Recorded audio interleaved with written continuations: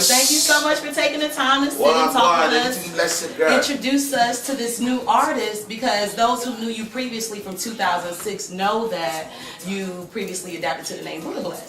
Now, how did the transaction happen within the names?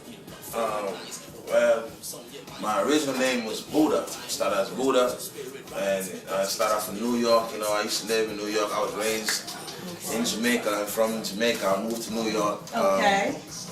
I went to high school in New York, in the Bronx, and up in New York, I was a co-producer of this talent show network called the All Stars. And we used to go to all the urban neighborhoods and give all the youth a chance who had R&B, rapping skills, reggae skills, and we have a talent show in the neighborhoods, and we make them all compete against each other. And I used to be one of the performers as well. And when I used to get on stage, I used to have this big cigar. They used to call them Coney Island blunts. You get them downtown. And when I was on the stage, I always took this blunt, this big long cigar when I was on stage. So they used to call me the Buddha Man. Okay. Buddha. Okay.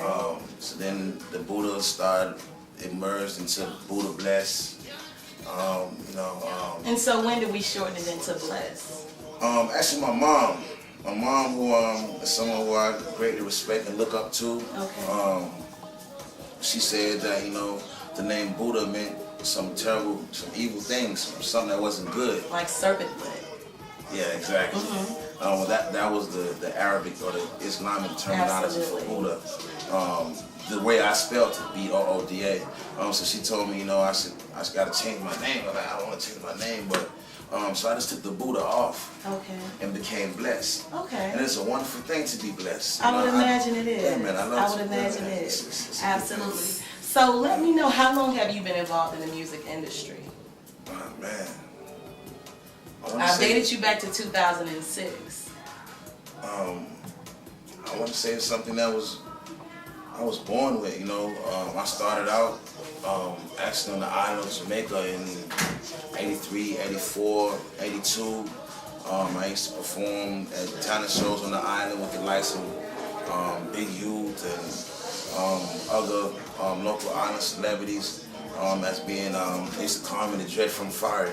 Okay. At that point in time. So my mom had her record deal with Tough Gone, which is Bob Marley's label. Okay. She had a song called Ragged on Babylon. So at that point in time when I started, doing a little music thing, and I left Jamaica, moved to New York. Okay. And started getting into the New York vibe, on that music set. And from there moved to Atlanta. And started getting into that vibe and moved around in that music set. Henceforth, the diversity within your music, because I find your music kind of hits across a couple of genres. Like, it's very diverse. So how would you classify your music? If I were to ask you presently as Blessed, how do you differ from other artists? What would your answer be, briefly?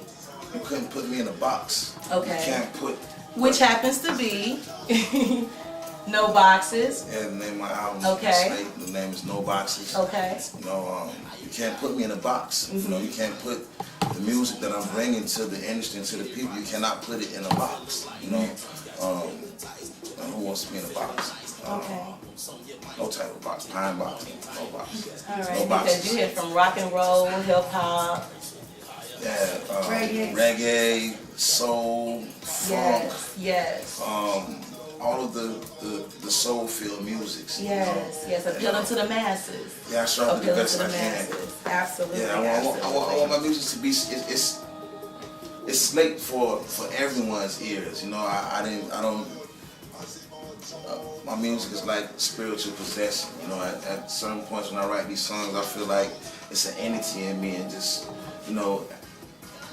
takes me inside the actual music of the track that I'm listening to, and I become one with the track, and I make this music.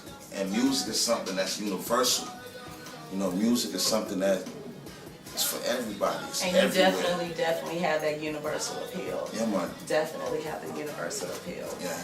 So what would you say that right now your purpose is within the music industry? What do you feel like you as an artist are going to or can bring to the music industry? Because there's a rebirth going on, a rebirth in